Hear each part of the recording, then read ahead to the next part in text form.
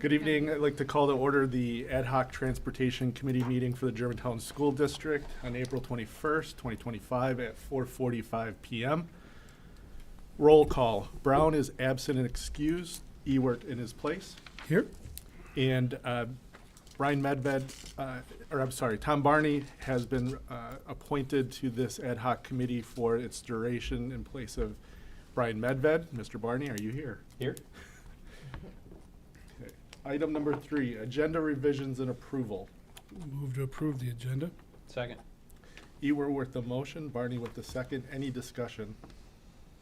Seeing none, all those in favor say aye. Aye. Opposed? Motion carries.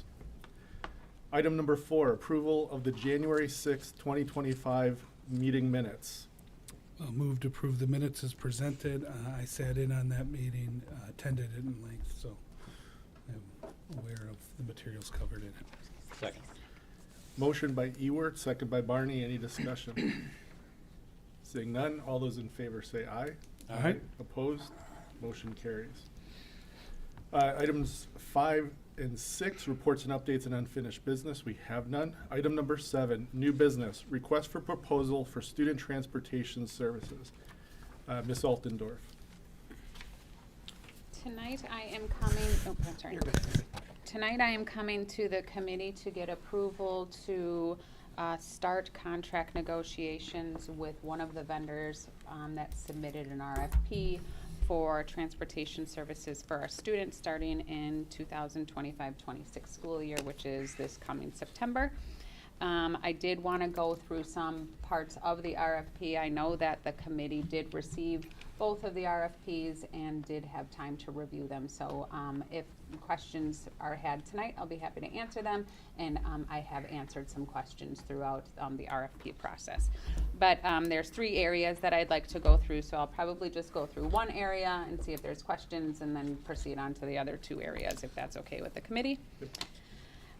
So the school district decided to go out for RFP. The RFPs were sent to 6 different vendors on January 9th. Those vendors then had the option to submit questions, in which some did, and the responses were sent back to all the vendors that were given the RFP. We did receive 2 responses to our RFP that were due on February 27th of 2025. The 2 responses were from our current vendor, which is Go Right Way, and then also First Student, which is another vendor in the state of Wisconsin. We then took those RFPs and as I stated, distributed to the committee members for their review.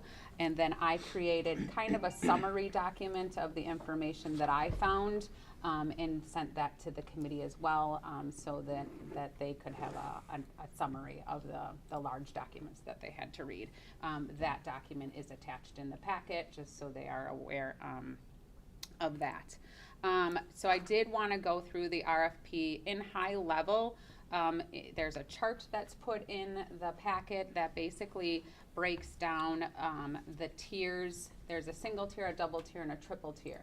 I'm focusing on these because these are our routes that are to and from home to school, and these are our largest costs. There are other costs when it comes to transportation, but this is our largest cost area, so that's why I put it in there. There are costs for midday routes, for field trip routes, for specialized transportation, athletics, special ed transportation, but those are all in the RFP, but this is the largest expense. That's why I'm focusing on this one section when I speak to it. So in the chart, you can see that our 24-25 rates are listed for those 3 types of routes. You can see that Go Right Way presented a 3.75% increase for the 25-26 school year. And then you can see in the 3rd column what the total of that would be. First Student did reply with 1 level of route. They didn't have them broken down by single, double, and triple, so that's why you can only see that there is 1 rate in there. And I only chose to put it at the triple tier route. That is the most expensive one you can see. So I was trying to do apples to apples. Obviously, if I would have attached that to a single tier, the 17% would have been greater. So I only chose for the chart purposes. There are other areas which I broke down into the attached that each vendor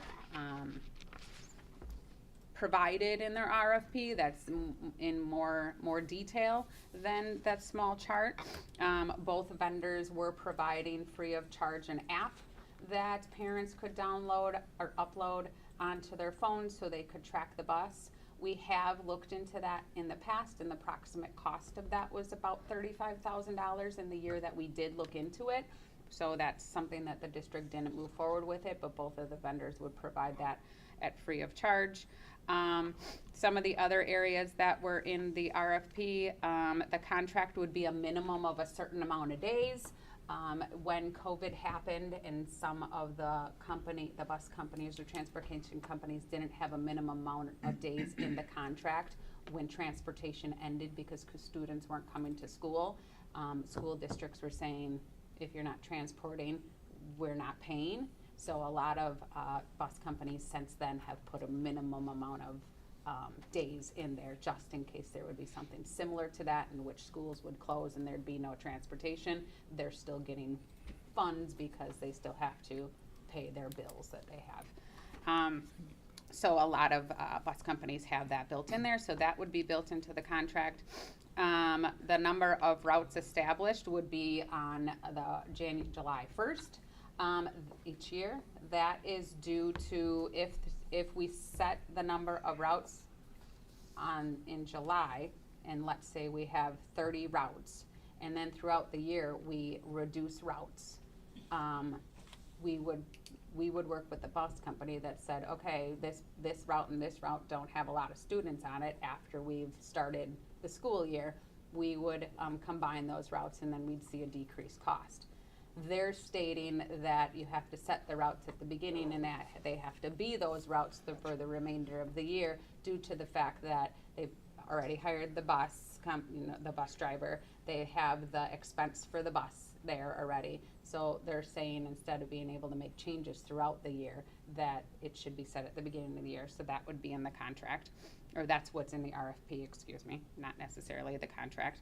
One of the areas that Right Way put in there that we currently don't do is giving what I would call an upfront payment in August prior to school starting of 10% of the estimated cost for the year.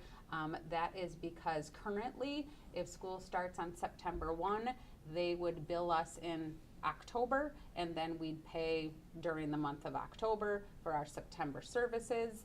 And they are saying there is a large gap in between their payrolls, their insurance bills, their whatever bills they have for operations, that they'd want the 10% up front and then it'd be taken off later on. Again, that was in the RFP.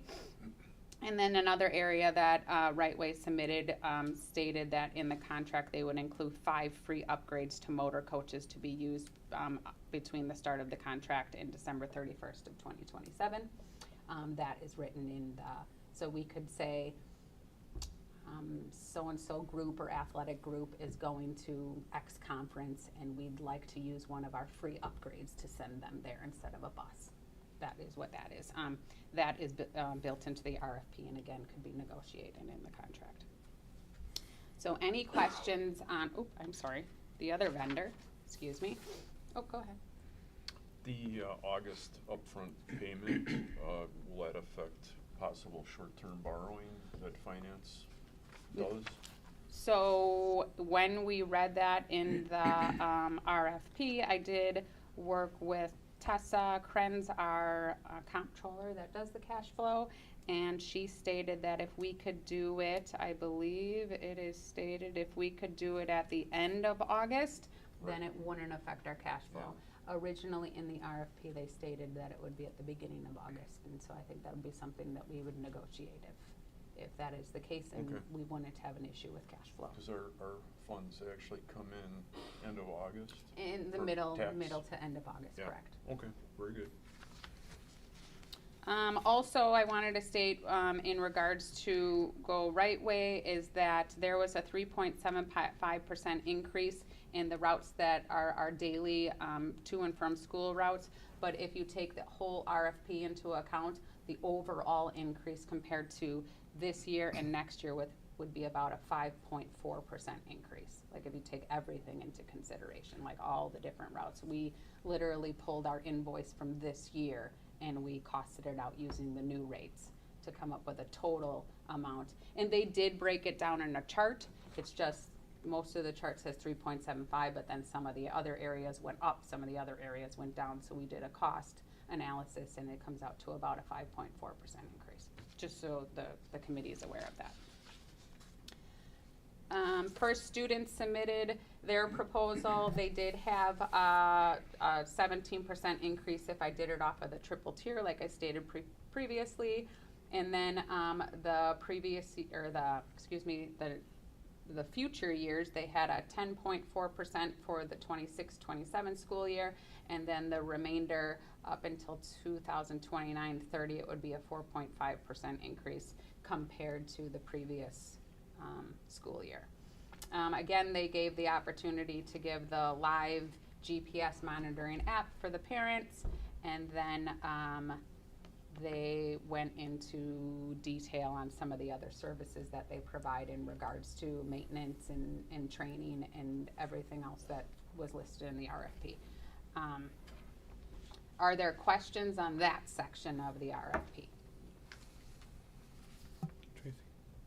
Mr. Ewart? No. When you say GPS monitoring and parents, does that include students also? I'm assuming that the students would have it on their phone? Yeah, that's the question. I don't think the students would have it on their phone because they would be on the bus. Well, I think. They're the- waiting in the the- morning. Yeah, the students would watch for the bus coming Oh. and run out the door just before it gets there. I think that's an option, Mike. I think it would be an option because they'd have, I'm assuming, some code they'd have to attach to the app. And then for their specific family, because you're obviously not gonna be able to see bus routes So you're not on. the parent could log them in for their Correct. bus route. Right. Yeah. If the parent's not home and the student's waiting for the bus on their own, could they have the app? Yes, Yeah, okay. with Very parent good. permission. Two gentlemen in the crowd. I'm seeing either this or this. I'm Right. not sure. I guess it So- could be used that way. We just didn't think of it. Family account? Oh, Okay. come on, you gotta think like a student. I'm know just that- asking I know I'm that asking my- the vendor in the audience because I My saw some mixed child signals. had, but we yeah. have a family account. It's a different, neither of these bus services or the bus service uses, but we have a family account where we can say, you better get outside, or Yeah, why did it take you so long to walk from the bus stop to get home tonight? yeah, Or good job. very good. Any questions so far? Any other questions? No, I don't right now. Okay. The second part of our RFP, we had each one of the vendors complete 2 scenarios. One scenario would be to continue with our current start and end times that the school district has with the high school starting first, the middle school starting second, and then the elementaries are at different times. So I would say that County Line has an earlier start, Amy Bell and Rockfield have the same start time, and then MacArthur Elementary starts at a later time. So they were given that scenario, and then they were also asked to cost out a scenario based on, again, high school first, middle school next at the start time, and then all the elementaries having the same start and end time. We did have the same start and end time about 4 years ago, I believe, 4 or 5 years ago. So it would be similar to what we had then. So for purposes of this discussion, due to Right Way having more information than First Student, they were able to provide more detail into what they would be able to consider if there were consistent start and end times. So I used their information on here. Not to say that the other company couldn't do it, that they could do it and they did submit it, but their response to it had more buses to be added due to the fact that they didn't know how to manipulate the different current routes they have because they didn't have that information. So I just wanted you to be aware of that. So if we did decide as a district to move to have our elementary start at the same time, we would have to obviously increase the number of buses to transport our students, because currently we use the buses at 2 of the elementaries and we transport the other 2 elementaries. So they are a double tier or triple tier kind of route at a discounted rate. We would have to add buses because you're going to be transporting all 4 elementaries at the same time. With that said, to be able to do this, we did decrease the number of buses 4 years ago. We are not going to have to, we wouldn't have to increase the number of buses as many as when we decreased it, due to 2 things: that they would increase the number of students on the buses, so the bus would be at the max of the bus ridership, and then 2, the ridership of the students then 4 or 5 years ago has decreased, so we wouldn't need as many buses. So they are suggesting that we add 6 routes to be able to accomplish this. Like I stated, they would have increased ride time, and that would be increased ride time for MacArthur and County Line schools. It would affect both of them, obviously, because to align the start and end times, we would have to take County Line, and we would have to start them later, and then we would take the MacArthur students and start them earlier. So it would affect both of those schools. So both of them would have increased ride times, so up to 40 minutes they would be on the buses. And then, as I stated, they would be 3 to a seat, so we would maximize those bus routes to be able to only have to add the 6 routes to them. So the cost related to that, because Right Way, again, had the information, they would say to align it, it would cost about $120,000 to align the buses. To align the start and end times. But because they're able to use the KMS and GHS routes, they can attach those 6, they can make the KMS and GHS routes not double routes, they'd make them triple routes now, so there'd be a cost savings of those 6 buses being added. So if you couldn't go from a double to a triple, it would be $120,000. But because we can take those double costs and we can move them to a triple cost, you're saving approximately $45,000. So the net increase to be able to align would be about $75,000 if our ridership stayed where it is today. I did want to state that I created somewhat of a chart that was provided to me. It was provided in more depth with all the routes listed on it, and you have that in your RFPs.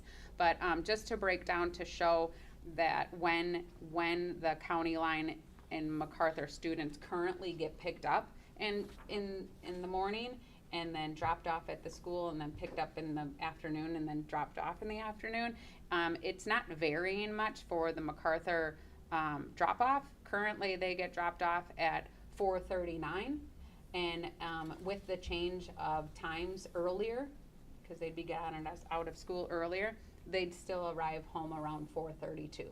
So they'd be getting out 20 minutes earlier, but they're only arriving home about 7 minutes earlier than what they would normally do due to adding all the students on the buses. Do we have any questions regarding that section of the RFP? So I think the reason that question was originally asked was to see if we get these kids home at a more appropriate time. Right, and Mhm. you're telling us is we could spend more money and by just a couple of minutes increase their timeliness. With more kids on the buses. Yeah, no, I understand why, I'm just,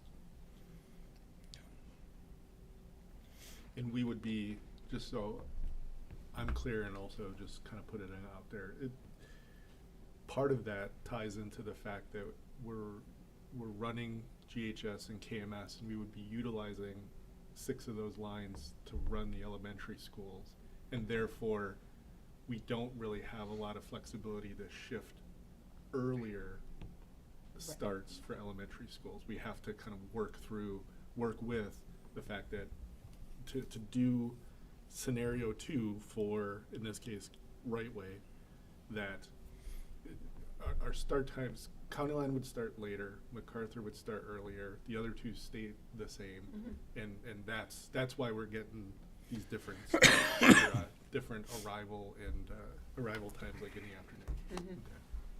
In one of the changes that we made when we changed the start and end times years ago at the elementaries was we changed the middle school times. So that's why we're not adding as many. If we did change back to what we had the 4 or 5 years ago, we would be changing Kennedy Middle School's times, in which then we couldn't do the tiered process. So it all kind of works together. And all bus companies, I believe, would choose to do it in that fashion because they won't need to add more buses to it. The bus will be out, it just does tiers of it instead of going back to the depot and then having to come back out again. So I think any vendor that was chosen would be able to do the same type of process. So, in order to tackle the arrival time, at the end of the day, the real solution is to add more buses, but that cost is so astronomical that we don't see it proposed here. Right. I mean, you could add more buses. 60,000 per route. Correct. Estimated about for the first year. So yes, I believe that when they submitted the proposal, they did the most cost effective while doing the scenarios that were asked of them. So in order to achieve what the real question was, do we know how many routes at roughly 60 grand we'd have to add? To be able to get, I guess you'd have to say what time you'd want them home. I mean, if we add one route, will it decrease by 5 minutes? Will they get home 5 minutes earlier? Those type of, but then those, I don't know, but I'd have to check if those would be connected to a high school, middle school or not. Because I know 6 of them could be connected to a high school and middle school route, which gave you the triple tier rate. But I don't know if you're adding multiple routes when it wouldn't be able to be connected to a high school and middle school route. Yeah. If I'm answering that right. And it wouldn't seem like the actual time on bus changes. I mean, it kind of is what it is as far as the amount of time that everybody's on the bus, going from roughly, let's just say 25 minutes to upwards of upper 30s to 40 minutes, no matter which way we go. I mean, Right. so that Yeah. that piece. I guess the time that the community was asking us is how do we reduce the MAC end day arrival time? How do we get that earlier? The end day arrival home time. Yeah. Yeah, you'd have to add more That's- than 6 routes. Yeah, at 60-some 60-some thousand thousand apiece a year. for the first year, and then increasing by the percentages given each year. Mm-hmm.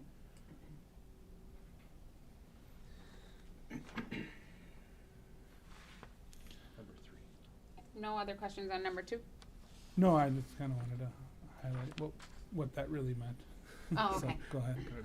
And then the final area that I just wanted to touch base on with the committee, as we were going through the RFP process, we were informed that one of our parochial schools is changing their start and end times for the 25-26 school year. Parochial schools obviously get to set their own start and end times as well as start and end dates. So parochial schools usually start school earlier than the public schools. So the public school is responsible for transporting all parochial school students. So when they do start at near, I want to say usually in about August 22nd to the 25th, they're starting school earlier than us. We are transporting their students at a single tier rate because they are unable to connect to any of our routes. But so we were informed, not by the parochial school, but by one of the transportation companies, that they were informed that that this parochial school was changing their start and end times. So it's in here somewhere. Sorry, David Starr Lutheran is going to change their start and end times by 15 minutes. So in 2023-24, which is our last full school year that we had, we spent about $454,000 on private school transportation. The budget for this year is about $500,000, which would make sense with the increase on the contract. And then we transport currently 9 parochial schools that are within our boundaries. We are responsible to transport our resident students to parochial schools within 5 miles outside our boundaries. That is the law through the state of Wisconsin. So knowing that our, the start and end times for David Starr Lutheran are changing by 15 minutes, we are not able to connect them to one of our current routes. Currently, like I stated, bus companies would obviously like to connect them to the routes. We are now unable to. So with them changing their start and end times by the 15 minutes, we have to add another route, which is the estimated $60,000. It would be to increase the route. That is not something that we have control over. It's just something that we now have to budget for in the future years. Do you know how many students we transport to that school today? I don't know off right now. I can find it. It's yeah. Oh, Jake may have it. Yeah. But we would be able to find out through the invoicing too. Okay. Yeah, I understand the concept. They Mhm. pay property taxes. Yep. And the benefit that they get if they choose to go to a parochial school is that they get bused. And I'm just curious, if it's 3 students, are we paying 60,000 for Mhm. a route for only 3 students? And the Right. property taxes that those families pay doesn't come anywhere near close enough to cover that. Right. And usually, and not with this one in particular, but we do have some schools that are like on the I don't want to say outskirts, that are on the edge of our boundaries that we do transport. We are notified by those schools. These are a list of students that need transporting, and then we'll do a cost analysis to say, is it cost effective for us to do it, or can we give that parent-to-parent contract? Like, Sure. would that parent be able to go to? And if you have 5 kids on the route and 2 parents are like yes and the other 3 are no, obviously we're going to transport all 5 of them. We're not going to do parent contract here and transport the rest Right. because it's not going to decrease the cost. But we do that. We do cost it. So if for some reason that would be, we could look into it. But I believe it's a route that wouldn't be Would- able to be Got it. parent contract. Thank you.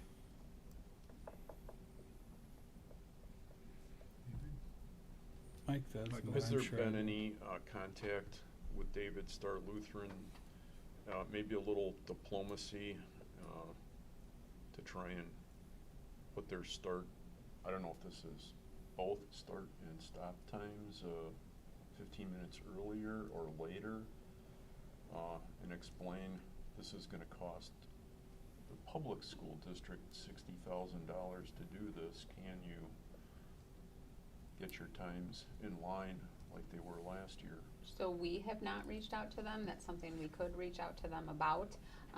In previous years, we have reached out to the parochial schools in general. And we said that I don't want to say the more you align with our calendar, it would be the better for both of us because we can't tell them when they can and cannot go to school. But we have expressed to them that if aligning with our calendar would be beneficial for Yeah, taxpayers. I've asked in the past when I was on this committee that they also align their start of school year with ours, if at all possible. And every time I see a bus running, you know, a week or 2 ahead of our schedule, I know that that's not happening. So I would hope that the parochial schools would play nice with the local public school district and, you know, do the right thing to save cost. I realize these costs do not come directly out of their pockets, so there's a chance they might not care that it's $60,000 more for us, but I think we certainly care about that, so it'd be nice. I think right now you don't have any idea, are they starting 15 minutes earlier and 15 minutes later, or? I don't specifically know, I just know that it is an adjustment and it could be 7 minutes at the beginning and 8 minutes at the end. Like it doesn't, Yeah. I don't know the specifics, but I know that they're adjusting the time where they can't connect to our route. I mean, glad we're finding out about it now, Yeah. because otherwise I wouldn't find out about it until we received the first Well, and invoice. that's actually kind of my question. I mean, I'm not gonna argue the state law, and the law is the law, and we definitely have to transport the kids, but to that point, Mhm. it would seem to me that there's an obligation on their behalf to communicate with, to initiate that. Whether they change it or not, hey, that's on them, that's up to Right. them, but, yeah, it's happy that we found it now. Yeah. I mean, and we can work with the parochial schools to make sure that like, and I don't know how much we wanna manage or not manage, but we can work with the parochial schools to say communication regarding transportation due to our expenses need to come through us before they would go to the vendor, and then instead of them going straight to a vendor. We could work on that and or build it into the contract, but yes, I understand where you're coming from. Deciding how far I wanna go down this rabbit hole, but. Welcome to School District Finance 101, Right. where, up is down, down is up, and nothing really matters. There's nothing we can do about this. It is what it is. It's $60,000 that you have to ultimately figure out in your budget, on our budget, where that $60,000 comes from. I fully understand the rationale behind the state saying they're our home district kids and we're responsible to get them to education, to their educational site of their parents' choosing. I'm on board with that. But when it comes to scenarios like this, it becomes an issue because their want to move their start time by 15 minutes ultimately costs the taxpayers without representation $60,000. And then we get to say, well, I guess we'll write the check because we have to and figure out where that $60,000 comes from. This is an example of this. This is not all of the examples of this. This is $500,000 of our $61 million budget, right? There's other expenditures that seemingly come across in the same manner in services we provide for some of these parochial schools that people have no understanding of, and I think we're going to get into that at some point here. And for very similar reasons, which I can get behind. However, what do we do with this? The state doesn't give us an extra $60,000. We don't get more funding ultimately for this scenario to replace this funding loss. Am I correct in that? Right, No, you're there's no metric in the funding system to account for that.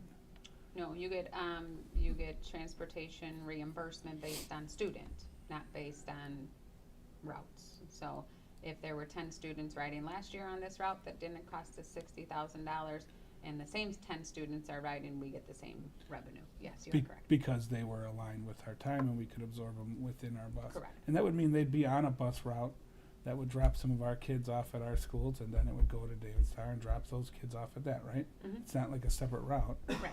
Now we're branched off into an area of a separate route. And you're telling me we're incurring next year a projected $500,000 in expenditures for that nature?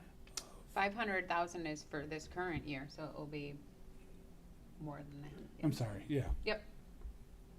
Yes. Huh. Mhm. I think through diplomacy, we might be able to solve this issue. Just, it's worth a try just to talk to them. So Yeah, and far, that- we haven't been able to. Be careful in Have that not. scenario. We don't want to overreach, but the realities are the taxpayer is paying that burden because of a 15-minute choice. Mhm. I don't know what the 15 minutes really means in scope on either end. We're talking about a decision that could only ultimately get us, 3 minutes, 5 minutes, 6 minutes, and be a couple $100,000, right?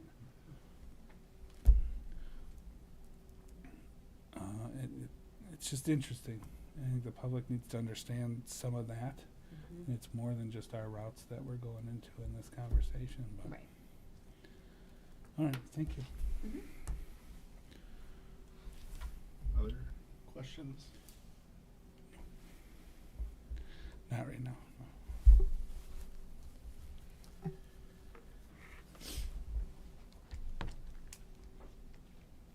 Okay. Ultimately, it is the role of this committee to bring forward to the board a recommendation. So unless there's other questions to throw out there, discussion to throw out there before a motion is made, I'd be looking for a motion so that we can really dive into whichever direction. I'll make a motion for discussion. Okay. Motion to bring forward to the Board of Education with a positive recommendation from the Transportation Committee to start contract negotiations with Go a Right Way for student transportation services starting in the 25-26 school year. Second. All right, we have a motion from Mr. Ewert, second by Barney, to bring forward to the Board of Education with a positive recommendation to start contract negotiations with Go Right Way for transportation services starting in 25-26. Any discussion? Mr. Ewert. So the motion is simply that. It's to enter into negotiation posture with the provider. Doesn't lock us into this provider necessarily. There's a lot of things from what you presented tonight, Ms. Haltendorf, that are different in this current contract. And when we go out to RFP, as a responsible district should, new things come up and different things change. And I think there's some working out that we can probably fine tuning to that we can do. This is also not a decision on which scenario to go with. That has to get worked out yet. That has to be a discussion yet. And I'm sure we're going to hear from the community on some standpoint. Now they understand what's available to us as far as that goes. And is the couple of minutes on the back end worth the full capacity bus? Yes, your start times will all be aligned. But if we're only changing a window by a couple of minutes on the back end, is that worth the financial impact? Well, we'll talk about that further. This is just simply, to me, is go negotiate some of these terms that have changed. Obviously, you know what this district needs from a financial standpoint, and we'll figure out what we can get best on the back end there. I really view it as that. We're going to start this negotiation here, and that doesn't preclude us from, if those negotiations don't go well, from us talking to other providers. And that could be a recommendation that comes back to this committee and ultimately to the full board at some point. But we'll work through that process. So that's my opinion on the motion that was made and where it would leave the district. Good. Mr. Yeah, Barney? I agree. They've been our current provider.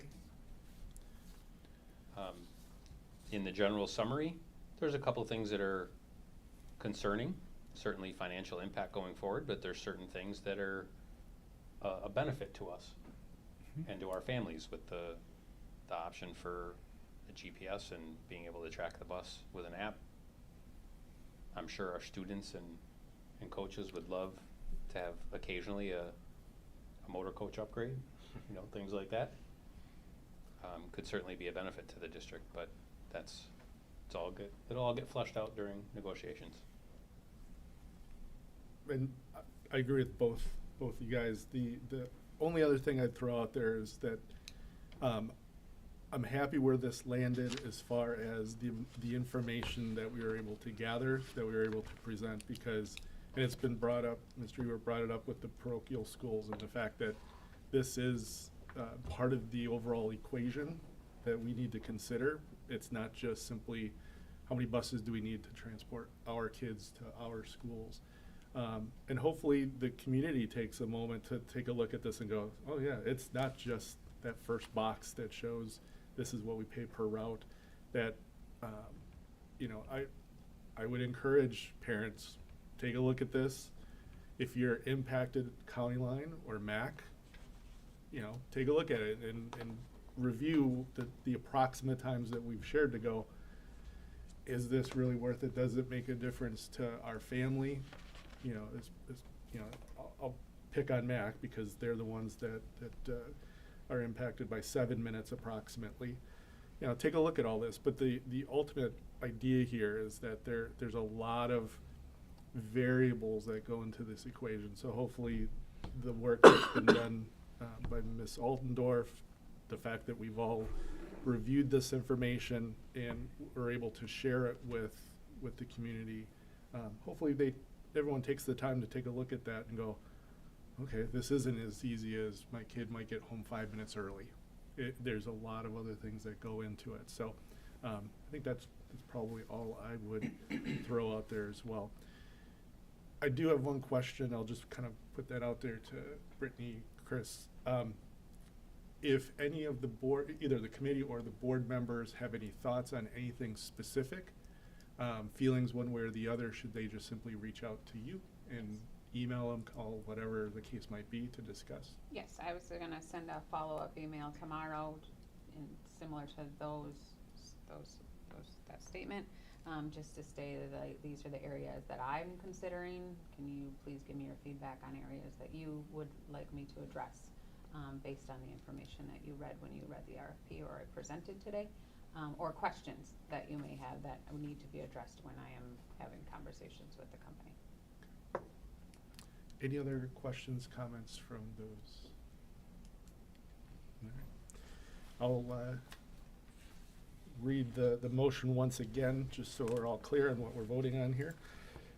Motion's been brought forward to give a positive recommendation to the full board from our committee, the Transportation Committee, to start contract negotiations with Go Right Way for student transportation services starting in the 25-26 school year.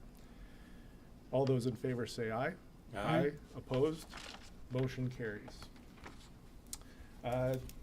Item number 8. Move we adjourn. Second. Mr. Barney with the motion to adjourn, Ewert with the second. Any discussion? Seeing none, all those in favor say aye. Aye. Aye. Opposed? Motion carries. Transportation Committee ends at 5:26.